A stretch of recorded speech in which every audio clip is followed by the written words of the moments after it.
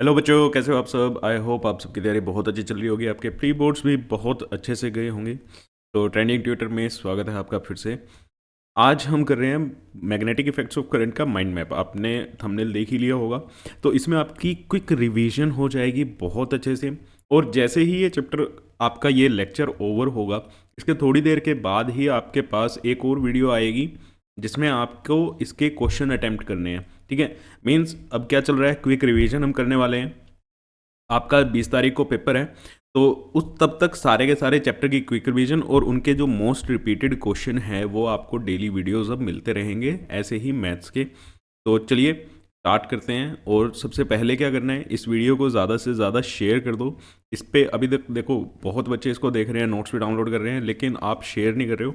तो इस वीडियो पे करते हैं कि कम से कम 500 से 1000 व्यूज़ भी आएँ और 50 लाइक्स तक भी ये पहुंच जाए। तो जल्दी से जल्दी इसको शेयर करो और चैनल को सब्सक्राइब कर लो जिसने सब्सक्राइब नहीं किया है। नए सेशन की तैयारी के लिए भी इस चैनल को सब्सक्राइब करके रखो। ठीक है, पीसीएम के लिए कंप्लीट सिलेबस 11th और 12th आपको फ्री मिलने वाला है, उसमें जेई मेंस तक की भी तैयारी आपकी कराई जाएगी।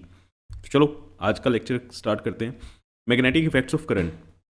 पहली बात तो इस शब्द का मीनिंग ही क्या होता है। मैग्नेटिक इफेक्ट ऑफ करंट का मतलब क्या है कि अगर कहीं से करंट पास हो रहा है तो उसके कारण कुछ मैग्नेटिक इफेक्ट देखने को हमें मिलते हैं। मैग्नेटिक इफेक्ट कैसे, जैसे भैया जो आप मैग्नेट से आप खेलते हो वो चीज़, उनके कारण कई बार वो रिपेल करते हैं, कई बार वो अट्रैक्ट करते हैं। ठीक है, तो उस इफेक्ट्स को हम क्या कहते हैं, मैग्नेटिक इफेक्ट। तो इसका मीनिंग क्या है, electric current flowing in a wire produces magnetic field around it. अब किसी भी वायर में से अगर आप इलेक्ट्रिक करंट निकाल दो, वो क्या करेगा, मैग्नेटिक फील्ड निकालेगा। ठीक है, तो इस चैप्टर का मीनिंग ही समझ आ गया। और यहाँ पे सबसे इंपॉर्टेंट वर्ड क्या है हमारे लिए, मैग्नेटिक फील्ड। तो इस चैप्टर में हमें मैग्नेटिक फील्ड के बारे में ही जानना है कि किन किन चीज़ों से कैसी हमारी मैग्नेटिक फील्ड निकलती है। तो मैग्नेटिक इफेक्ट सबसे पहले तो कहाँ देखे जाएंगे, मैग्नेट्स में ही देखे जाएंगे। मैग्नेट्स क्या होता है, एक ऐसा ऑब्जेक्ट होता है जो आयरन आर्टिकल्स को क्या कर लेता है, अट्रैक्ट कर लेता है। आयरन आर्टिकल्स को क्या करता है, अट्रैक्ट करता है। अगर आप उसे फ्रीली सस्पेंड करोगे तो अर्थ के ज्योग्राफिकल नॉर्थ साउथ डायरेक्शन में वो क्या करेगा, पॉइंट करके खड़ा हो जाएगा। मीन्स कोई भी, जैसे ये बार मैग्नेट बना हुआ है, इसको रस्सी से बांधो और आप इसको फ्रीली छोड़ दो, मतलब आप टिप पकड़ के रखो रस्सी की, और ये अपने आप को ना अलाइन कर लेगा नॉर्थ साउथ डायरेक्शन में। ठीक है, तो एक एग्जांपल है जैसे मैग्नेट का, बार मैग्नेट सबने बचपन में खेला भी होगा। ये एक परमानेंट मैग्नेट होता है। कैसा होता है, परमानेंट मैग्नेट।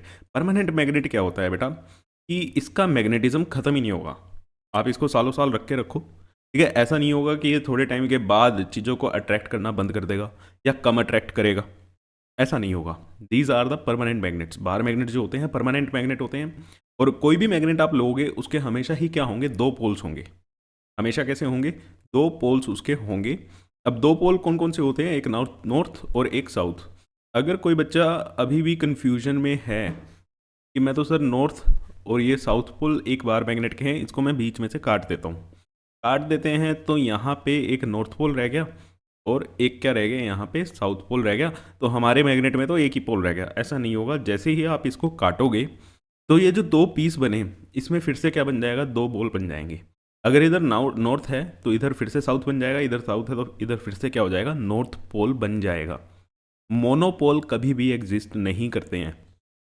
मोनोपोल का मतलब एक ही सिंगल पोल, एक मैग्नेट में कि एक ही पोल हो, ऐसा कभी भी नहीं हो सकता। ठीक है, तो मोनोपोल कभी एग्जिस्ट नहीं करते बार मैग्नेट में।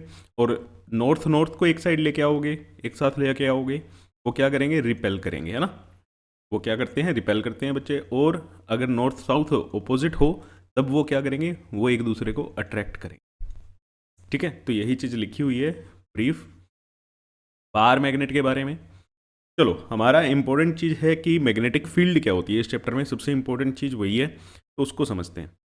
आ जाओ जी मैग्नेटिक फील्ड के बारे में। मैग्नेटिक फील्ड क्या है, फील्ड क्या होती है बेटा, आपका एरिया या आपका स्पेस। ठीक है, खड़े हो जाओ, दोनों हाथ फैला लो बस, और हिलना नहीं है। अब इस हाथ को ना चारों डायरेक्शन में, चारों तरफ अपने घुमा लो। जहां जहां तक आपकी रीच है वो क्या है, आपकी फील्ड है। वो क्या है, आपकी फील्ड है। दोनों हाथ पूरे फैला लो और जहां तक आप उठा सकते हो सामान, वो क्या है, आपकी फील्ड है। ठीक है, वो एरिया आपका है, आप उसमें इन्फ्लुएंस दिखा सकते हो। उससे दूर कोई सामान पड़ा है तो आपको चल के जाना पड़ेगा, आपको आपकी पोजीशन चेंज करनी पड़ेगी।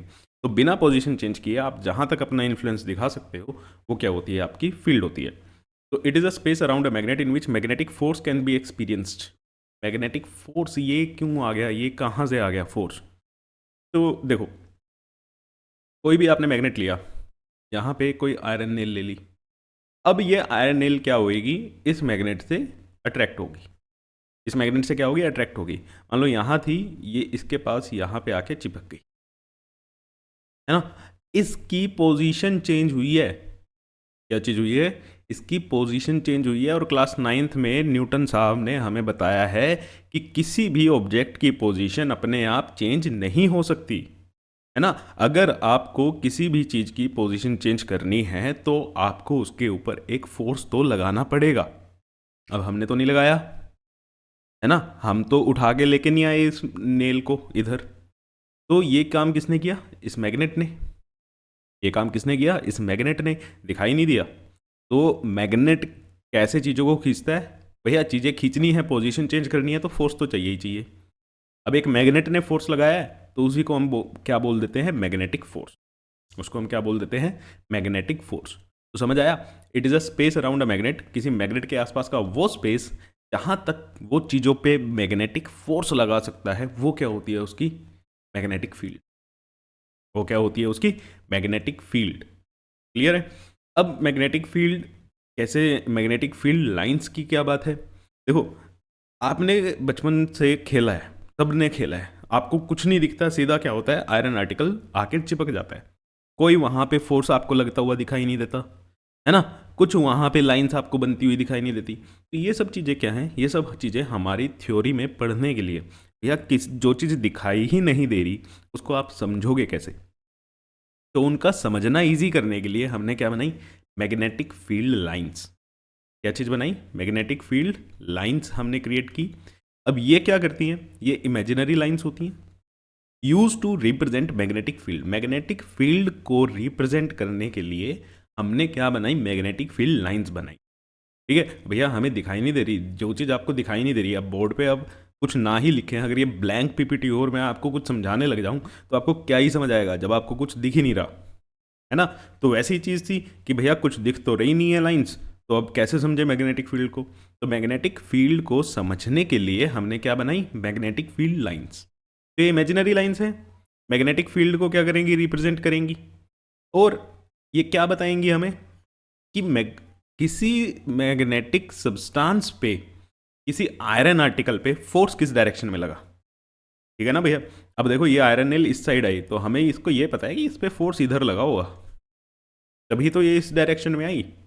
अगर फोर्स इस डायरेक्शन में लगा होता तो थोड़ी ये मैग्नेट के पास आ जाती, नहीं ना। तो ये क्या बताने में हेल्प करेंगे हमें कि मैग्नेटिक फोर्स की डायरेक्शन क्या है। और दूसरी इंपॉर्टेंट बात, मैग्नेटिक फील्ड लाइंस क्या होती हैं? क्लोज्ड कर्व्स होती हैं। मीन्स ऐसा नहीं होता कि जैसे इधर से स्टार्ट हुई, इस पॉइंट से स्टार्ट हुई, मान लो ये दो पॉइंट ले लेते हैं हम, ए और बी। क्लोज कर्व कहने का मतलब क्या है? यहाँ से स्टार्ट हुई और यहाँ पे आके ख़त्म हो गई, बस ये एक मैग्नेटिक फील्ड है जी, ये एक मैग्नेटिक फील्ड लाइन है। नहीं, ऐसा बिल्कुल भी नहीं होगा। ये क्या होंगी? ये क्लोज्ड कर्व्स होंगी। क्लोज कर्व कहने का मतलब ए से बी पे गई तो बी से ए पे आएंगी। ठीक है, ये बना आपका closed curve. Magnetic field lines ऐसे बनती हैं। They always emerge from north pole. तो अगर कोई, हम मैग्नेट की बात करें, अब मैग्नेट में हमेशा दो पोल होंगे, ये हम सीख चुके हैं।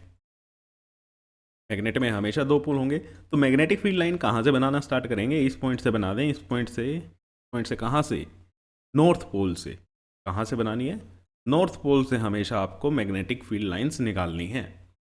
Magnetic field line north pole पे जाएंगी। अब क्लोज्ड कब होती हैं तो हवा में तो ऐसे रहेंगी नहीं खाली खाली, तो ये कहाँ पे जाएंगी? साउथ में। साउथ में क्या कर जाएंगी? एंटर कर जाएंगी। ठीक है। Magnetic field line never intersect each other. कभी भी ये इंटरसेक्ट नहीं करती हैं। क्यों नहीं करती? देख लेते हैं। देखो, अगर हमने कोई मैग्नेटिक फील्ड लाइंस बनाई, चलो एक लाइन इससे बना दी और एक ये ग्रीन कलर की लाइन बना। अब पहली बात तो चलो, ये नॉर्थ है, ये साउथ है। अगर हमें ये मैंने मैग्नेटिक फील्ड बनाई, अब ये फील्ड की डायरेक्शन मैग्नेटिक फील्ड पे किसी भी पॉइंट पे, अब देखो आपने सर्कल पढ़ा है, सर्कल क्या होता है, बहुत सारे पॉइंट्स का कलेक्शन होती है ना, जो सारे के सारे सेम डिस्टेंस पे हो। अब इस लाइन के अलोंग भी बहुत सारे पॉइंट्स हैं, है ना, इनफाइनाइट पॉइंट्स हैं इस लाइन पे भी। अगर हमें किसी भी पॉइंट पे डायरेक्शन पता करनी है, किसी भी पॉइंट पे, मान लो मैं ये बोल देता हूँ ये ए पॉइंट है, ए पॉइंट पे मैग्नेटिक फील्ड की डायरेक्शन क्या है, आप कहोगे सर ये जा रही है। ए पॉइंट पे मैं कहता हूँ मैग्नेटिक फोर्स की डायरेक्शन क्या है, मैग्नेटिक फोर्स किस तरफ लग रहा होगा। अगर यहाँ पे ए पे कोई मैं आयरन नेल रखूँ, है ना, तो उस पर फोर्स किस डायरेक्शन में लगेगा, उस पर लाइन्स हम दिखाएंगे तो कैसे दिखाएंगे।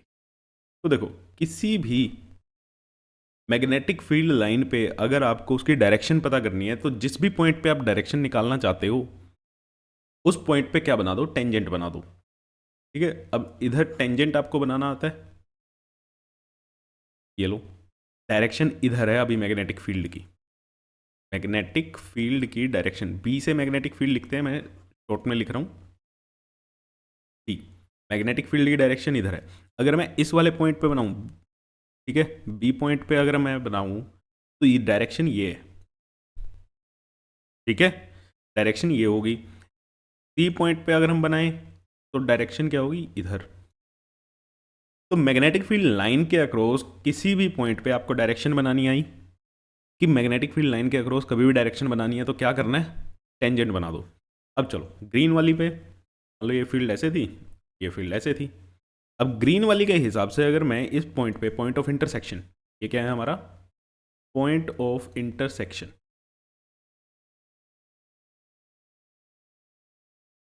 पॉइंट ऑफ इंटरसेक्शन पे ग्रीन वाली लाइन के हिसाब से अगर मैं डायरेक्शन बनाऊं तो उसकी डायरेक्शन तो बेटा इधर बनेगी मैग्नेटिक फील्ड की, और येलो वाले के हिसाब से बनाएं तो डायरेक्शन इधर बनेगी। अब आप एक ही जगह पे खड़े होकर एक ही टाइम पे अपनी दो दो डायरेक्शन में अपना मुंह घुमा सकते हो क्या, एक ही टाइम पे आप दो दो जगह देख सकते हो क्या। तो एक टाइम पे दो जगह देखना पॉसिबल नहीं है, एक टाइम पे आपकी दो डायरेक्शंस पॉसिबल नहीं होती, ठीक है, तो इसलिए ये इंटरसेक्ट नहीं करती हैं। तो लिखा भी हुआ है, because at the point of intersection there will be two directions which is not possible, एक ही टाइम पे दो डायरेक्शन होना पॉसिबल नहीं है, ठीक है। चलो अब relation between electricity and magnetism, देखो पहले का टाइम जो था उसमें हमने क्या करा, इलेक्ट्रिसिटी पढ़ी, पहले वाले चैप्टर में आपने इलेक्ट्रिसिटी पढ़ी, फिर क्या था, मैग्नेटिज्म अलग चलता था। हमें पता ही नहीं था कि इलेक्ट्रिसिटी और मैग्नेटिज्म में कोई रिलेशन भी है, ये दोनों भाई भाई भाई भी हैं, ठीक है ना, ऐसा हमें कुछ पता ही नहीं था। मैग्नेटिज्म एक अलग साइंस थी, इलेक्ट्रिसिटी एक अलग साइंस थी। फिर हमारे ओस्टेड साहब ने गलती से क्या करा, इनको रिलेट करा दिया। पहले यही क्या करते थे, इसको अपोज करते थे, भैया कोई लेना देना नहीं है इलेक्ट्रिसिटी और मैग्नेटिज्म का। लेकिन एक बार ये आपको सारी कहानी पता होगी, अब तो सिलेबस ख़त्म ही हो चुका है ना, ख़त्म क्या हो चुका है, पेपर आ गए हैं।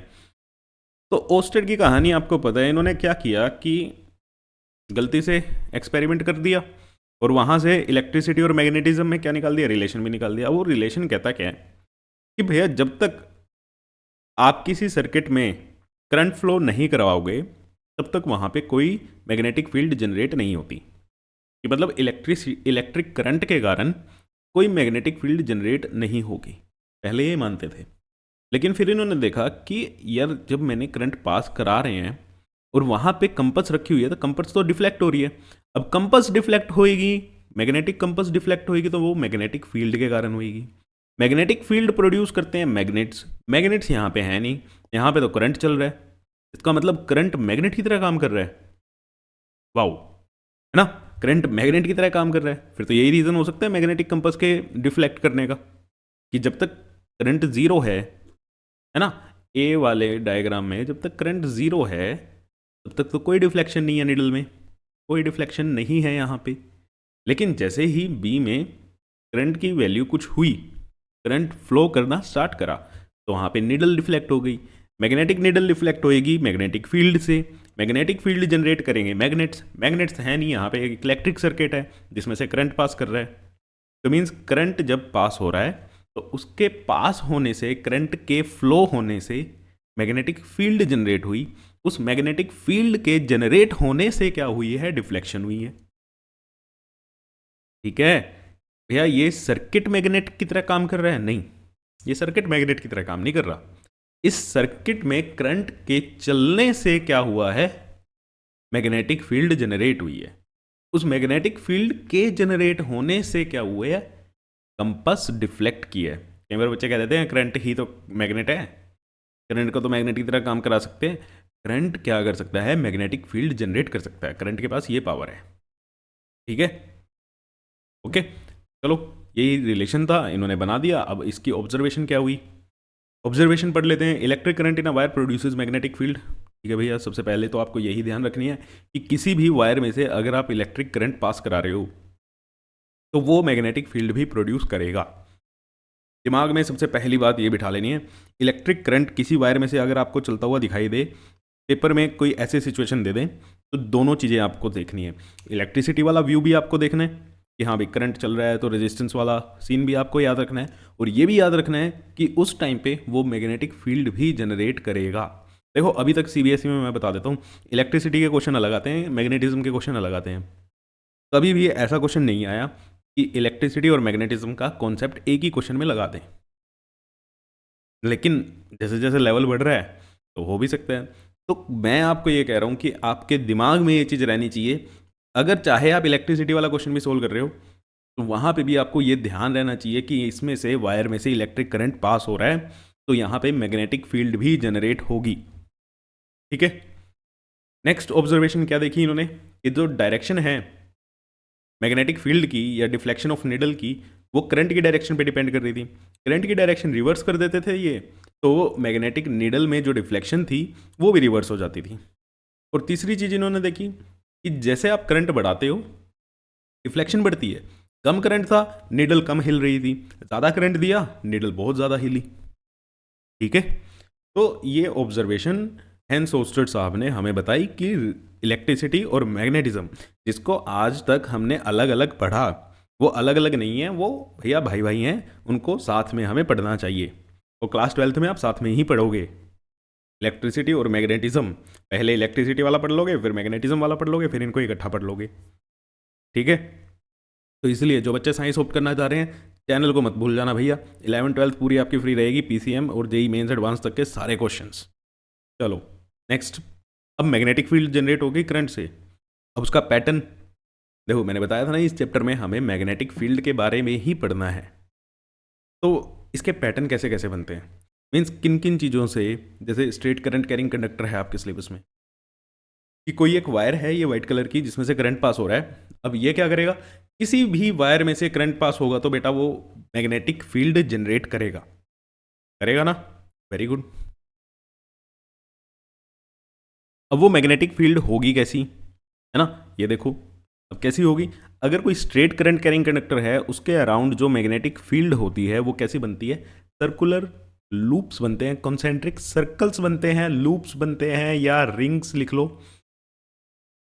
अच्छा, एक बार ना कई बार क्वेश्चन आ जाते हैं, आपको यही चीज़ देंगे कंसेंट्रिक लूप्स। ज़्यादातर बच्चे याद रखते हैं कि कॉन्सेंट्रिक लूप्स बनेंगे, बेटा लूप्स के साथ साथ ना सर्कल याद रखो। कई बार वो लूप्स नहीं देगा ऑप्शन में, कंसेंट्रिक सर्कल बनेंगे, कंसेंट्रिक एलिप्स बनेगा। ठीक है, ऐसी ऐसी चीज़ें भी दे देते हैं। तो बनाते तो हम एलिप्स की तरह ही हैं डायग्राम तो, लेकिन ये होते क्या हैं, सर्कल्स। कैसी होती है, सर्कुलर। और ऑब्जर्वेशन वही है अभी जो हेंस ओस्टर्ड साहब ने बताया था कि अगर आपकी करंट बढ़ाओगे मैग्नेटिक फील्ड बढ़ेगी। मैग्नेटिक फील्ड को ना बी से लिखते हैं, मैं यहीं पे लिख देता हूँ, तो बी से लिखा जाता है। जैसे करंट को आई से लिखते हो आप, मैग्नेटिक फील्ड को बी से लिखते हैं। और ये इन्वर्सली प्रोपोर्शनल है डिस्टेंस फ्रॉम द वायर। तो इसका मतलब क्या है, मान लो हम यहाँ पे एक पॉइंट ले लेते हैं ए, और एक पॉइंट हमने यहाँ पे लिया बी। तो वायर के पास कौन है, ए है, तो ए के पास मैग्नेटिक फील्ड क्या होगी, ज़्यादा स्ट्रांग होगी। जैसे जैसे आप वायर से दूर होते जाओगे वैसे वैसे मैग्नेटिक फील्ड क्या होती जाएगी, कम होती जाएगी। ठीक है, इसीलिए हम कह रहे हैं कि ये इन्वर्सली प्रोपोर्शनल है डिस्टेंस के। वायर से डिस्टेंस जितना बढ़ेगा मैग्नेटिक फील्ड उतनी ही क्या होगी, कम होगी। आपको ये भी बोल सकते हैं क्वेश्चन में कि इसको कैसे शो करके आप दिखाओगे वो हमें बताओ। तो हम कैसे शो करेंगे, यहाँ पे कंपास रख दो, एक बी पे कंपास रख दो। जो ए पे कंपास होगी वहाँ पे मैग्नेटिक फील्ड स्ट्रोंग होगी तो उसमें डिफ्लेक्शन भी ज़्यादा होगी। बी पे कंपास में डिफ्लेक्शन क्या होगी, कम होगी, क्योंकि वहाँ पे मैग्नेटिक फील्ड क्या है, कम है। ठीक है, चलो नेक्स्ट, करंट कैरिंग लूप। अब एक तो कंडक्टर था, अब हम आगे लूप पे। अब कंसेंट्रिक लूप्स में जहां जहां पे वायर स्ट्रेट है, जहां जहां पे वायर क्या है बेटा, स्ट्रेट है, स्ट्रेट वायर में तो हमने देखा कि कैसे बनती है भाई, कॉन्सेंट्रिक सर्कल्स बनेंगे। तो यहाँ पे हमने क्या बना दिया, कॉन्सेंट्रिक सर्कल्स बना दिए।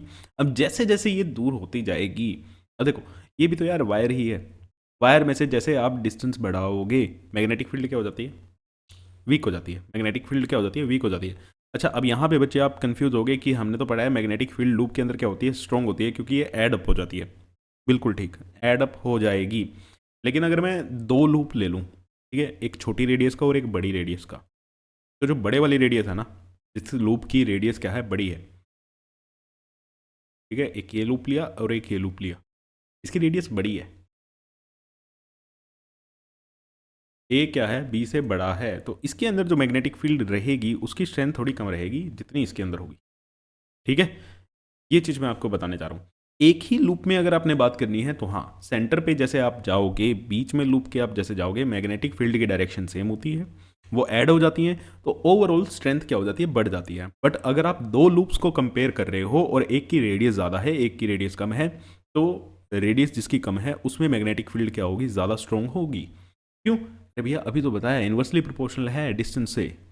वायर से जितना दूर जाते जाओगे रेडियस बढ़ती जाएगी। ये वायर थी आपकी, है ना, यहाँ पे अगर स्ट्रेट हो रही थी, अब ये लूप जितना बड़ा होता जाएगा रेडियस बढ़ती जाएगी और मैग्नेटिक फील्ड की स्ट्रेंथ कम होती जाएगी।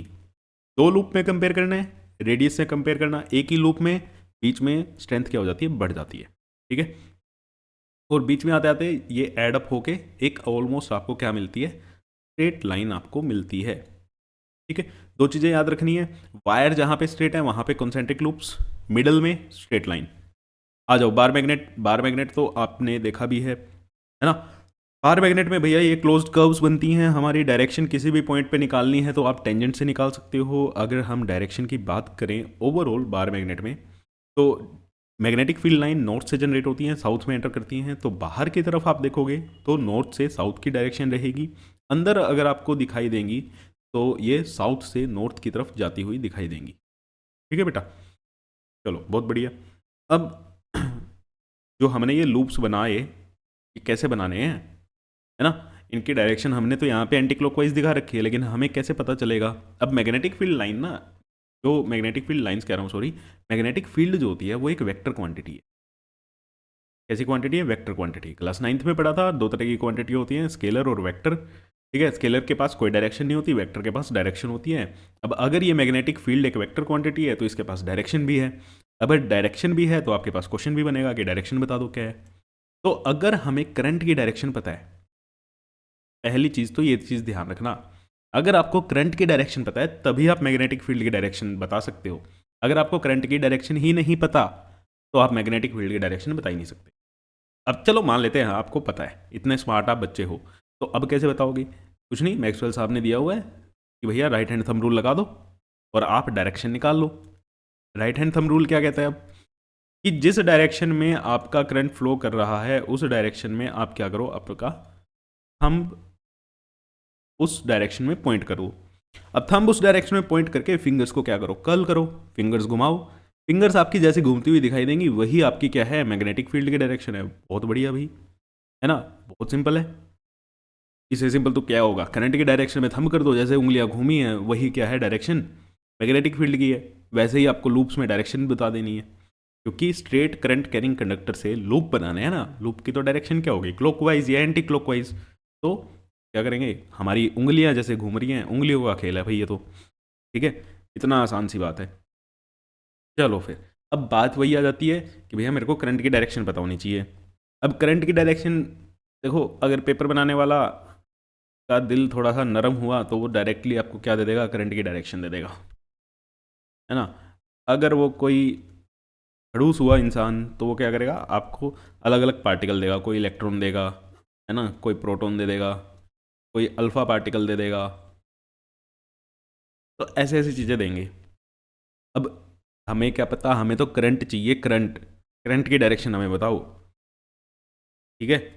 या कोई हो सकता है तो ऐसे कंडक्टर दे दे और उसमें बता दे कि एक 40 पे एक 20 पे, इसमें बता दो कहाँ पे। मान लो एक पॉइंट ये दे दिया सी, सी पे मैग्नेटिक फील्ड की डायरेक्शन क्या है, अब ये बताओ। तो इलेक्ट्रिसिटी चैप्टर हम पढ़ के आए हैं, हमें पता है करंट की डायरेक्शन हमेशा क्या होती है। देखो करंट की डायरेक्शन ये सामने आपकी लिखी हुई है, हायर पोटेंशियल से लोअर पोटेंशियल, मतलब ए पॉइंट अगर आपका 40 वोल्ट पे है, बी पॉइंट आपका 20 वोल्ट पे है, तो आपकी करंट की डायरेक्शन क्या, कहाँ से कहाँ रहेगी, ए से बी। करंट की डायरेक्शन क्या रहेगी, ए से बी। ए हायर पोटेंशियल पे है, बी लोअर पोटेंशियल पे है, करंट की डायरेक्शन मिल गई, करंट की डायरेक्शन मिल गई तो आप मैग्नेटिक फील्ड की डायरेक्शन निकाल सकते हो गया काम। From positive to negative, A terminal आपका बैटरी के पॉजिटिव से कनेक्टेड है, बी टर्मिनल आपका बैटरी के नेगेटिव से कनेक्टेड है। इस बार हमें पोटेंशियल की वैल्यू नहीं दी हुई, तो हमें पता है कि हायर पॉजिटिव से नेगेटिव की तरफ जाता है करंट, अगेन ए से बी जाएगा। करंट की डायरेक्शन मिल गई, मैग्नेटिक फील्ड की डायरेक्शन निकाल सकते हो। तीसरी direction opposite to direction of negative charge. Negative charge, अब नेगेटिव चार्ज इलेक्ट्रॉन भी हो सकता है और भी कोई, मान लो Cl माइनस आयन घुमा दे, है ना, कि भैया एक जगह पे Cl माइनस आयन घूमता हुआ ना हमें नजर आया, ऐसे चल रहा था वो। अब इसके कारण है तो ये भी चार्ज, चार्ज है, फ्लो करेगा, करंट बनेगा, करंट बनेगा तो मैग्नेटिक फील्ड बनेगी, मैग्नेटिक फील्ड बनेगी तो उसकी डायरेक्शन भी होगी, और उसकी डायरेक्शन आप बताओ। तो इसीलिए हमने यहाँ पे नेगेटिव चार्ज लिख दिया है, कोई भी हो नेगेटिव चार्ज, ज़रूरी नहीं है इलेक्ट्रॉन ही होगा। बच्चे कंफ्यूज कर जाते हैं इसमें। देखना क्या है, नेगेटिव चार्ज है, नेगेटिव चार्ज है तो करंट की डायरेक्शन क्या होती है, ऑपोजिट। अगर ये लेफ्ट टू राइट जा रहा है तो करंट कहाँ जाएगा, right to left. Okay, in the direction of positive charge, positive charge जिस डायरेक्शन में जाएगा करंट भी उसी डायरेक्शन में होगा। अब अल्फा पार्टिकल में बच्चे कंफ्यूज हो जाते हैं, है ना। अल्फा पार्टिकल क्या होता है बेटा, हीलियम के 2+ आयंस होते हैं, अल्फा पार्टिकल एक पॉजिटिव चार्ज है। मैं यहाँ पे ही लिख देता हूँ इसको, अल्फा पार्टिकल क्या है, एक पॉजिटिव चार्ज है, तो जिस साइड अल्फा पार्टिकल जाएगा करंट की डायरेक्शन भी उधर ही होगी। तो अल्फा पार्टिकल डायरेक्शन मिल गई हमें करंट की, मैग्नेटिक फील्ड की तो आप निकाल ही लोगे। चलो फिर, ओके, नया टॉपिक, सोलेनोइड। अब सोलेनोइड क्या होता है, नहीं करना है आपने, एक वायर लो, घुमा दो उसको, टर्न कर दो, है ना, गोल गोल गोल गोल घुमाते जाओ, उससे जो आपकी अरेंजमेंट बनेगी, ये जो आपकी अरेंजमेंट बनी, ये आपकी क्या कहलाएगी, सोलेनोइड। ठीक है, ये क्या कहलाएगी, सोलेनोइड। तो solenoid is a long coil containing large number of turns of insulated copper wire. Insulation तो रखनी पड़ेगी ना, नहीं तो करंट वरंट लग जाएगा भाई आपको। ठीक है, एक एक वर्ड का मीनिंग आपको समझ आ रहा है। इंसुलेशन क्यों रखनी है, करंट थोड़ी खाना है, इतने तो समझदार हैं हम। चलो फिर, घुमा दी वायर्स, अब घुमा दी तो क्या हुआ, सोलेनोइड बन गया। अब सोलेनोइड क्यों बना दिया भाई, देखो सोलेनोइड आपने पढ़ा कि सोलेनोइड में भी अब करंट पास करोगे तो वो क्या देगा, एक मैग्नेटिक फील्ड बनाएगा। अब यहाँ पे जो मैग्नेटिक फील्ड बनी वो कैसी बनती है, जैसी जैसी बार मैग्नेट में बनती है, जैसी किस में बनती है, बार मैग्नेट में बनती है। अब जब बार मैग्नेट जैसी ही मैग्नेटिक फील्ड बनानी थी तो हमने क्यों सिरदर्दी उठाई, बार मैग्नेट तो था ही अपने पास, है ना, बार मैग्नेट तो अपने पास था ही, फिर क्यों क्यों इतना पंगा ले लिया, क्यों सिलेबस बढ़ा दिया हमारा। तो इसका रीज़न क्या था अभी हम जानते हैं, चलो पहले ही सोलेनोइड की ही बात कर लेते हैं। तो सोलेनोइड कहाँ पे, अब सोलेनोइड में क्या है, यही सबसे मेन चीज़ है। सोलेनोइड में जो मैग्नेटिक फील्ड होगी वो डायरेक्टली प्रोपोर्शनल है number of turns. Number of turns आपने 5 बार घुमाया और आपने 10 बार घुमा दिया और दोनों में सेम करंट पास करा रहे हो, 10 बार जब आपने कोयल को टर्न कराया उसमें आपको क्या मिलेगी, ज़्यादा मैग्नेटिक फील्ड बनेगी। ठीक है, ये फ़ायदा है। बार मैग्नेट नहीं कर सकता, मार्केट से जो बार मैग्नेट खरीद लाए, हमने पहली ही स्लाइड में पढ़ा था वो परमानेंट होते हैं, उनमें आप कोई छेड़छाड़ नहीं कर सकते, जो चीज़ फिक्स है उसमें क्या छेड़छाड़ करोगे। ठीक है ना, तो वही है। Next, directly proportional to strength of current. Strength of current का मतलब, अब मान लो आपने, ये भी 5 बार है, ये भी आपने 5 ही टर्न्स है, करंट एक में दे दिया 2 एम्पियर का और एक में दे दिया है 10 एम्पियर का, तो जितना ज़्यादा करंट उतनी ज़्यादा मैग्नेटिक फील्ड, ये कहने का मतलब है। Next, nature of core material. Core क्या होती है, या तो देखो आपने हवा में ही, आप इतने महान हो गए, आपने हवा में ही क्या कर दिया, इसको कोयल करा दिया, आपके बाजुओं में इतना दम है ना, ऊपर की वायर ली और उसको घुमाते गए। या फिर एक आसान काम भी तो हो सकता है ना, किसी चीज़ के ऊपर रख के उसको घुमा दिया।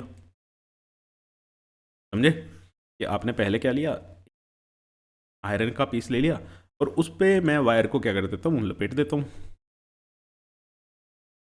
ऐसे। तो इस पे काम करना भी आसान होगा, है ना, कोयल करना भी आसान होगा। तो समझदारी आप थे। तो ये जो आपने मटेरियल यूज़ किया, इस मटेरियल को हम क्या कहते हैं, कोर कहते हैं। इस मटेरियल को हम क्या कहते हैं, कोर कहते हैं। अब जैसा इसका मटेरियल होगा उसके कारण भी आपकी मैग्नेटिक फील्ड पे इफेक्ट पड़ता है। अलग अलग मटेरियल की होगी, अलग अलग आपकी मैग्नेटिक फील्ड प्रोड्यूस होगी। तो बेस्ट, अगर सबसे ज़्यादा आपको मैग्नेटिज्म चाहिए तो आप इसको किसकी यूज़ करोगे, सॉफ्ट आयरन की। आयरन कई तरह के होते हैं, सॉफ्ट आयरन, हार्ड आयरन, ठीक है, मेटलर्जी में हम नहीं जाएंगे। तो सॉफ्ट आयरन की अगर आप यूज़ करोगे तो आपको सबसे स्ट्रॉन्गेस्ट मैग्नेटिज्म मिलेगा। क्लियर है। अरे भैया, चक्री पे आप डोर लपेट रहे हो यार, अगले संडे को बसंत है, पतंगे उड़ा रहे होगे आप, है ना। तो उस पे लपेटना आसान है, ऐसे ही बिना उसके लपेटोगे तो कैसे चलेगा काम। चलो, सोलेनोइड फिर से, और भी बातें करनी है। The magnetic field inside a solenoid is same at all the points. जितने भी पॉइंट उठा के देख लो यहाँ पे, है ना, ए, ई, कितने भी पॉइंट रख लो, सबके पास मैग्नेटिक फील्ड क्या होगी, सेम होगी। सबके पास मैग्नेटिक फील्ड क्या होगी, सेम होगी, जितने भी पॉइंट हैं। ठीक है, तो हम क्या कहते हैं, मैग्नेटिक फील्ड यूनिफॉर्म होती है। Strength of the magnetic field inside the solenoid is very high as the direction of magnetic field produced by each turn is same, so it adds up. या आपने जो ये गोल गोल घुमाया था ना, अब इन गोल गोल में सब में क्या जा रहा है, करंट सेम डायरेक्शन में जा रहा है। अब करंट सेम डायरेक्शन में जा रहा है तो मैग्नेटिक फील्ड भी सेम डायरेक्शन में बन रही है, सेम डायरेक्शन में बन रही है। तो इस 1 नंबर की, 2 नंबर की, 3 नंबर की, 4 नंबर की जितनी भी मैग्नेटिक फील्ड बनी, सारी की सारी क्या होगी, ऐड होगी, क्योंकि वो सेम डायरेक्शन में थी। सेम डायरेक्शन में थी, ऐड होगी तो ज़्यादा हो जाएगी, स्ट्रॉन्ग हो जाएगी। तो बस वही बात कह रहे हैं कि अंदर जो होती है मैग्नेटिक फील्ड सोलेनोइड के, वो काफ़ी स्ट्रॉन्ग होती है। रीज़न समझ आ गया कि सब में करंट सेम डायरेक्शन में जा रहा है, मैग्नेटिक फील्ड सबकी सेम डायरेक्शन में बन रही है, तो ये ऐड हो जाएगी, सिंपल। अब आ जाओ कोर पे। कोर आपको बता दी क्या होती है। अगर सॉफ्ट आयरन की रखोगे, अब देखो, सॉफ्ट आयरन की रखोगे स्ट्रॉन्गेस्ट मैग्नेटिज्म बहुत अच्छा आएगा। और स्ट्रॉन्ग सॉफ्ट आयरन की रखने से आपके पास जो मैग्नेटिज्म उस कोर में आएगा, है ना, वो जो कोर है वो एक टेम्परेरी मैग्नेट की तरह बिहेव करेगी। और उन टेम्परेरी मैग्नेट्स को हम इलेक्ट्रोमैग्नेट्स के नाम से जानते हैं। अब ये टेम्परेरी क्यों होंगे, कि भैया जब तक आप इस कोयल में करंट देते रहोगे तब तक ये कोर जो है वो एक मैग्नेट की तरह काम करेगी। जब आपने करंट देना बंद कर दिया, थक गए आप, है ना, बटन बंद कराओ और सो जाओ, तो अब ये मैग्नेटिज्म इसका खत्म हो जाएगा। क्लियर है, तब इसका मैग्नेटिज्म खत्म हो जाएगा। ये होगी भैया, तो ठीक है। चलो, ये नोट्स डाउनलोड कर लेना, माइंड मैप्स जो हैं ये डाउनलोड कर लेना आप। अगर कोर आपने हार्ड आयरन की रख दी, निकल की रख दी, कोबाल्ट की रख दी या स्टील की रख दी, उससे आप परमानेंट मैग्नेट्स बना सकते हो, जैसे बार मैग्नेट। तो अब यहाँ पे मेरा दिमाग और चला थोड़ा सा कि भैया सोलेनोइड का इस्तेमाल तो मैं मैग्नेट्स बनाने के लिए भी कर सकता हूँ। अगर आप मार्केट से एक बार मैग्नेट ले आए तो आप उसमें कुछ भी चेंज नहीं कर पा रहे, ना तो आप उसकी मैग्नेटिक फील्ड चेंज कर पा रहे हो, आपके पास तो सेम ही है ना, वो जितनी थी वो उतना ही प्रोड्यूस करेगा जैसा आप मैग्नेट खरीद के लाए। और सोलेनोइड में हमने देखा कि यार कि वायरिंग घुमा दो, कोयल ज़्यादा टर्न कर दो, तब भी आप मैग्नेटिक फील्ड बढ़ा सकते हो, है ना। करंट ज़्यादा दे दो तब भी मैग्नेटिक फील्ड बढ़ जाएगी। सॉफ्ट आयरन की रख दो एक और, तब भी बढ़ जाएगी। सोलेनोइड में सॉरी, बार मैग्नेट में तो ऐसा कुछ नहीं होगा। तो अब मेरे को इसके फ़ायदे समझ आ रहे हैं, है ना। हमने ये तो देखा कि सोलेनोइड बार मैग्नेट की तरह ही मैग्नेटिक फील्ड प्रोड्यूस करता है, तो फिर हमने क्यों बनाना था। अब समझ आया क्यों बनाना था। अरे भैया ये तो बढ़िया चीज़ है, जितनी मैग्नेटिक फील्ड, मान लो मेरे को कहीं पे ज़्यादा चाहिए तो मैं क्या करूँगा, मैं ज़्यादा भी कर सकता हूँ, कम चाहिए कम भी कर सकता हूँ। मैग्नेटिक फील्ड की डायरेक्शन भी चेंज कर सकता हूँ, रिवर्स भी कर सकता हूँ। पोलैरिटी चेंज कर देंगे, पॉजिटिव नेगेटिव चेंज कर दो, तब भी चेंज हो जाएगी। लेकिन बार मैग्नेट में तो ऐसा आप कुछ कर ही नहीं सकते। मार्केट से अंकल ने जो दे दिया वो दे दिया, खरीद के ले आए, बस उतनी फिक्स है वो। और दूसरी चीज़, सोलेनोइड से तो हम और भी सारे मैग्नेट बना सकते हैं, टेम्परेरी मैग्नेट्स भी बना सकते हैं, परमानेंट मैग्नेट्स भी बना सकते हैं। और बार मैग्नेट से तो आप सिर्फ खेलते हुए दिखाई दोगे, है ना। तो इसके काम ज़्यादा हैं। सोलेनोइड ये तो बढ़िया चीज़ है। चलो फिर, अब ये टर्म आ गया था इलेक्ट्रोमैग्नेट क्या होते हैं। इलेक्ट्रोमैग्नेट कुछ नहीं होते, अगर आपकी कोयल क्या हुई, सॉफ्ट आयरन की हुई, जिस पे आप वायर को लपेट रहे हो, वो कोयल अगर आपकी सॉफ्ट आयरन की हुई तो आपके पास क्या मिलेगा, इलेक्ट्रोमैग्नेट मिलेगा। अब दूसरा टर्म आ गया था कि ये तो टेम्परेरी होते हैं, टेम्परेरी भी मैंने आपको समझा दिया। जब तक आप कोयल में से करंट पास कराओगे तब तक उस पर मैग्नेटिज्म रहेगा। अगर कोयल में से करंट पास कराना बंद करा तो आपके पास क्या हो जाएगा, ये इसका मैग्नेटिज्म खत्म। ठीक है। अच्छा, यहाँ पे एक यू शेप के आपने मैग्नेट्स देखे होंगे, यू शेप के जैसे हॉर्स शू मैग्नेट, ऐसा आपने कुछ देखा होगा ना। ये तो बड़ा गंदा सा बन गया। अपने रेड और सिल्वर से कलर का या ब्लू से कलर का आपकी बुक में ऐसा मैग्नेट बना हुआ देखा होगा। तो ये यू शेप के क्यों बनाए जाते हैं बेटा? जनरली यू शेप के इसलिए बनाते हैं, देखो एयर जो है ना बड़ी गंदी कंडक्टर होती है। एयर कोई हमारे पास अच्छा कैरियर नहीं है, ठीक है, इलेक्ट्रिसिटी के मामले में, मैग्नेटिज्म के मामले में। तो ये जो एयर गैप है ना, ये जितना कम होगा मैग्नेटिज्म उतना स्ट्रोंग होगा, मैग्नेटिक फील्ड उतनी क्या होगी, स्ट्रोंग होगी। ठीक है। तो एयर गैप कम करने के लिए अब ऐसे बनाने से नॉर्थ और साउथ में गैप जितना कम होगा, ठीक है, तो उसके लिए हम क्या करते हैं, यू शेप के मैग्नेट्स बनाते हैं। ठीक है, जो आपने आपकी बुक में रेड और ब्लू से कलर का डायग्राम्स में देखा होगा वो चीज़। तो इससे क्या होता है, एयर गैप कम हो जाएगा तो मैग्नेटिक फील्ड क्या हो जाएगी, बढ़ जाएगी। इस रीज़न से यू शेप के बनाए जाते हैं। चलो, ये डिफरेंस है बार मैग्नेट और इलेक्ट्रोमैग्नेट। बार मैग्नेट परमानेंट है, इलेक्ट्रोमैग्नेटिक टेम्परेरी है। अभी हमने डिस्कस कर लिया परमानेंट मैग्नेट, ये टेम्परेरी मैग्नेट लूज कर देगा जैसे ही आप करंट बंद करोगे। Weak force of attraction, strong force of attraction produce करेगा। स्ट्रेंथ चेंज नहीं की जा सकती, can not be changed. Change करेंगे भैया हम, हमें पता है, तीन तीन मेथड हमें पता है ना। पोलैरिटी चेंज नहीं कर सकते, मतलब मैग्नेटिक फील्ड की डायरेक्शन आप चेंज नहीं कर सकते, चेंज कर सकते हो करंट की डायरेक्शन चेंज करो, मैग्नेटिक फील्ड की डायरेक्शन भी चेंज हो जाएगी, ये भी आपको पता है। चलो भाई, ये भी हो गया हमारा। अब हम बात करते हैं फोर्स की। ठीक है, अब हम बात करते हैं फोर्स की। तो देखो, फर्स्ट स्लाइड में ही हमने पढ़ा कि फोर्स तो लगेगा लगेगा, अगर कोई चीज़ की पोजीशन चेंज हो रही है, कोई चीज़ अट्रैक्ट हो रही है, रिपेल हो रही है, दूर जा रही है, पास आ रही है, तो उस पर जब तक फोर्स नहीं लगेगा तो उसकी पोजीशन तो चेंज नहीं होगी। अब पोजीशन चेंज हो रही है तो उसका मतलब है फोर्स लग रहा है। तो किन किन केसेस में फोर्स लगता है या किन किन केसेस में फोर्स नहीं लगता, ये स्लाइड आपके लिए रामबाण है, तो इसको समझ लो। ये मैग्नेटिक फील्ड की डायरेक्शन दिखा रखी है कि मैग्नेटिक फील्ड हमारा इस डायरेक्शन में है। अब अगर यहाँ पे कोई कंडक्टर आप रखते हो या कोई चार्ज आप रखते हो तो कब उस पर फोर्स लगेगा, कब नहीं लगेगा। जैसे ये ग्रीन कलर से कंडक्टर बनाया हुआ है, अब इस कंडक्टर के अंदर करंट जीरो है, इसमें से कोई करंट पास नहीं कर रहा।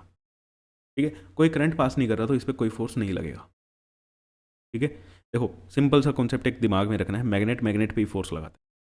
मैग्नेट क्या करेगा, मैग्नेट पे ही फोर्स लगाएगा। अब ये जो मैग्नेटिक फील्ड कहीं से आ रही हैं, ये किसी ना किसी मैग्नेट ने तो जनरेट की होंगी ना, ऐसे ही हवा में मैग्नेटिक फील्ड तो घूम नहीं रही। समझ आई बात? तो मीन्स मैग्नेटिक फील्ड देखते ही क्या समझोगे, आसपास कोई मैग्नेट है, वो मैग्नेट किसी दूसरे मैग्नेट पे ही फोर्स लगा सकता है। अब एक कंडक्टर आपने वायर रख दी तो उस पर वो फोर्स नहीं लगाएगा, क्यों? क्योंकि वायर थोड़ी मैग्नेट है। वायर कब मैग्नेट की तरह काम करेगी, जब उसमें से करंट पास करे, जब उसमें से करंट क्या होगा, पास करेगा। अब यहाँ पे करंट जीरो था तो उस पर कोई फोर्स नहीं लगेगा, यहाँ पे करंट की कुछ ना कुछ वैल्यू है तो उस पर फोर्स लगेगा। ठीक है, अब ऐसे ही आ जाओ चार्ज पार्टिकल पे, करंट कैरिंग कंडक्टर भी हो या चार्ज पार्टिकल भी हो। अब चार्ज पार्टिकल पॉजिटिव चार्ज रख दिया, एक नेगेटिव चार्ज रख दिया मैग्नेटिक फील्ड के अंदर। अब क्या इन पे फोर्स लगेगा, ये दोनों के दोनों क्या है, रेस्ट पे हैं, चार्ज एट रेस्ट, रेस्ट पे है तो नहीं लगेगा। क्यों नहीं लगेगा, ये हमने पढ़ा है कोई चार्ज नहीं बनाता मैग्नेटिक फील्ड। अभी हमने क्या पढ़ा है, करंट के कारण। तो करंट कब होगा, जब ये चार्ज चलेगा, जब ये चार्ज क्या होगा, चलेगा। चार्ज के चलने से करंट बनेगा, करंट बनने से मैग्नेटिक फील्ड बनेगी और फिर क्या लगेगा, फोर्स लगेगा। तो जब तक चार्ज रेस्ट पे है तब तक भी कोई फोर्स नहीं है। चार्ज मूव करने लगा तो फोर्स लगेगा। अब चार्ज मूव करेगा तो मूव करने से करंट बनेगा। अब करंट मैंने आपको बता दिया नेगेटिव के कारण कैसे बनता है, पॉजिटिव के कारण कैसे बनता है। ठीक है, तो ये केसेस हैं कि कि अगर कंडक्टर पे कोई करंट नहीं है तो उस पर कोई फोर्स नहीं लगेगा, अगर कंडक्टर के में करंट फ्लो कर रहा है तो फोर्स लगेगा। चार्ज का अगर केस है, चार्ज अगर रुके हुए हैं तो कोई फोर्स नहीं लगेगा, चार्ज अगर मूव कर रहे हैं तो फोर्स आपका लगेगा। ठीक है बेटा, चलो फिर अब फोर्स की बात कर लेते हैं। ब्रीफ हमें समझ आ गया कब कब लगेगा कब कब नहीं लगेगा। तो ये क्या कह रहे हैं कि when a current carrying conductor is placed in a magnetic field, a magnetic force is exerted on the conductor which make it move. या अगर वो चल रहा है तो उस पर तो फोर्स है ही है। अब जो डायरेक्शन है फोर्स की, ये मैग्नेटिक फील्ड के भी परपेंडिकुलर है, ठीक है, और ये करंट के भी परपेंडिकुलर है। तो मीन्स हमें एक बात समझ आई कि मैग्नेटिक फील्ड, करंट और फोर्स ये म्यूचुअली परपेंडिकुलर होते हैं। ठीक है, ये क्या होते हैं? म्यूचुअली परपेंडिकुलर होते हैं। अब इस फोर्स की डायरेक्शन को आप चेंज भी कर सकते हो। कैसे चेंज कर सकते हो? या तो आप करंट की डायरेक्शन चेंज कर दो तो फोर्स की डायरेक्शन चेंज हो जाएगी, या आप मैग्नेटिक फील्ड की डायरेक्शन चेंज कर दो तब भी आपकी क्या होगी? फोर्स की डायरेक्शन चेंज हो जाएगी। ठीक है, और कितना फोर्स लगेगा किस किस चीज़ पे डिपेंड करेगा? मैग्नेटिक फील्ड पे। जितनी ज़्यादा मैग्नेटिक फील्ड उतना ज़्यादा फोर्स, जितना ज़्यादा करंट उतना ज़्यादा फोर्स। और तीसरी चीज़, जितना लंबा आपका कंडक्टर होगा, कंडक्टर की लेंथ जितनी ज़्यादा होगी फोर्स भी उतना ही ज़्यादा लगेगा।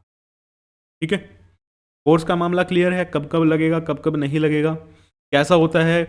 मैग्नेटिक फील्ड और करंट के म्यूचुअली परपेंडिकुलर होता है। डायरेक्शन कैसे चेंज कर सकते हो? या तो करंट की डायरेक्शन चेंज कर दो तब फोर्स की डायरेक्शन चेंज हो जाएगी, या मैग्नेटिक फील्ड की डायरेक्शन चेंज कर दो तब भी आपकी चेंज हो जाएगी फोर्स की डायरेक्शन। अच्छा, स्ट्रेंथ कि ज़्यादा लगेगा या कम लगेगा? स्ट्रेंथ का मतलब क्या है? ज़्यादा लगेगा या कम लगेगा? तो भैया मैग्नेटिक फील्ड अगर आप बढ़ाओगे फोर्स बढ़ जाएगा, करंट अगर आप बढ़ाओगे तब भी फोर्स बढ़ जाएगा, कंडक्टर की लेंथ बढ़ाओगे तब भी फोर्स बढ़ जाएगा। ठीक है, चलो अब दूसरी चीज, एंगल पे भी डिपेंड करता है। ठीक है, अभी आपके सिलेबस में नहीं है वो, लेकिन एंगल पे भी डिपेंड करता है। अगर आपकी मैग्नेटिक फील्ड ऐसे है और आप कंडक्टर को 90 डिग्री मीन्स परपेंडिकुलर रख दो तो उस पर मैक्सिमम फोर्स लगता है। तो उस पर क्या लगता है? मैक्सिमम फोर्स लगता है। मीन्स एंगल क्या हो आपका? 90 डिग्री। अगर आप उसको पैरेलल रख दो तो मिनिमम फोर्स लगता है, जीरो कह लो कि फोर्स लगता ही नहीं करंट होने के बावजूद। अब यहाँ पे इंपॉर्टेंट कंडीशन क्या बनती है कि आप एक ऐसी कंडीशन बताओ जब आपके कंडक्टर में से करंट भी पास कर रहा है, वो मैग्नेटिक फील्ड में भी रखा हुआ है, तब भी उस पर कोई फोर्स नहीं लग रहा। अभी देखो इस स्लाइड में हमने क्या सीखा कि अगर कंडक्टर पे करंट होगा, कंडक्टर में से करंट पास हो रहा है तो उसके ऊपर फोर्स लगेगा। अब यहाँ पे कंडक्टर में से करंट पास हो रहा है फिर भी उस पर कोई फोर्स नहीं है। ठीक है, तो बेटा एंगल पे भी डिपेंड करता है। वैसे फॉर्मूला तो ये होता है इसका सिंपल सा, F is equal to BIL sine theta. ठीक है, तो एंगल पे ये डिपेंड करता है। P मैग्नेटिक फील्ड होगी, I करंट हो गया, L आपका लेंथ ऑफ कंडक्टर होगी। तो अभी हमने वही पढ़ा, ये डायरेक्टली प्रोपोर्शनल है। मैग्नेटिक फील्ड बढ़ा दो फोर्स बढ़ जाएगा, करंट बढ़ा दो फोर्स बढ़ जाएगा, लेंथ बढ़ा दो तब भी फोर्स बढ़ जाएगा। अब एंगल पे भी डिपेंड करता है। अब ये एंगल की वैल्यू आपकी साइन की वैल्यू क्या होगी? 0 या 1। ठीक है, तो उसमें आपकी ये सीन चलता है। तो पैरेलल अगर हम रख देते हैं, पैरेलल आपने रख दिया तो एंगल क्या हो गया? 0 डिग्री या 180 डिग्री। ठीक है, मीन्स आप इसको ऐसे भी रख सकते हो, कंडक्टर ऐसे था, करंट ऐसे जा रहा हूँ। ठीक है, 0 या 180 डिग्री पे आपकी क्या होगी? मैग्नेटिक साइन की वैल्यू 0 हो जाएगी। साइन की वैल्यू 0 हो जाएगी तो फोर्स क्या हो जाएगा? 0 हो जाएगा। फोर्स क्या हो जाएगा? 0 हो जाएगा। तो ये इंपॉर्टेंट कंडीशन है कि कंडक्टर में से करंट भी पास कर रहा है, मैग्नेटिक फील्ड में भी रखा हुआ है, फिर भी फोर्स नहीं लग रहा। ठीक है, चलो अब फोर्स तो हमें पता लग गया कब कब लगता है, कितना ज़्यादा लगेगा, किस पे कब कम लगेगा। अब फोर्स भी एक वेक्टर क्वांटिटी है यार, फोर्स भी वेक्टर क्वांटिटी है तो इसके पास भी डायरेक्शन होगी। अब डायरेक्शन होगी तो फिर आपके पास भी क्वेश्चन आएगा, तो फोर्स की डायरेक्शन कैसे निकालेंगे? अब देखो मैग्नेटिक फील्ड भी क्या थी? एक वेक्टर क्वांटिटी थी, उसमें भी आपको डायरेक्शन निकालना था।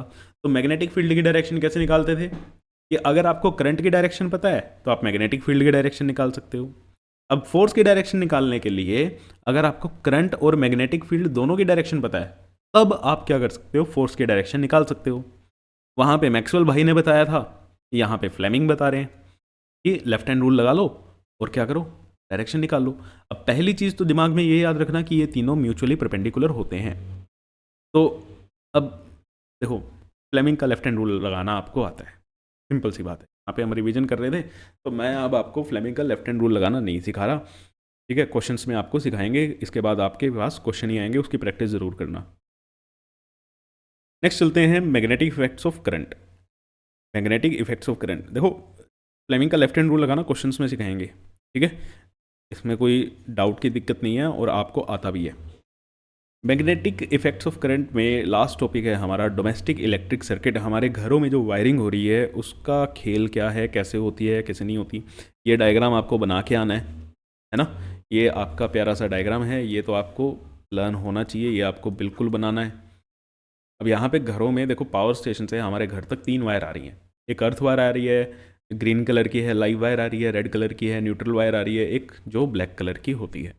देखो लाइव वायर जो होती है, अब आपने इलेक्ट्रिसिटी वाले चैप्टर में फिर ये पढ़ा है, आप बैटरी ऐसे बनाते थे, ठीक है, एक पॉजिटिव होता था और एक क्या होता था, नेगेटिव होता था। सर्किट कंप्लीट होता था तभी पॉजिटिव से नेगेटिव पे क्या चलता था, आपका करंट चलता था। अब हमारे घर में भी वायर आ रही हैं, तो एक पॉजिटिव होगी, एक नेगेटिव होगी। जो लाइव वायर होती है वो पॉजिटिव होती है, और पॉजिटिव वाला क्या होता है, हायर पोटेंशियल पे होता है, तो लाइव वायर पॉजिटिव है और वो हायर पोटेंशियल पे है। अब घरों में जो सप्लाई आती है, घरों में जो सप्लाई आती है वो 220 वोल्ट और 50 हर्ट्ज फ्रीक्वेंसी पे आती है।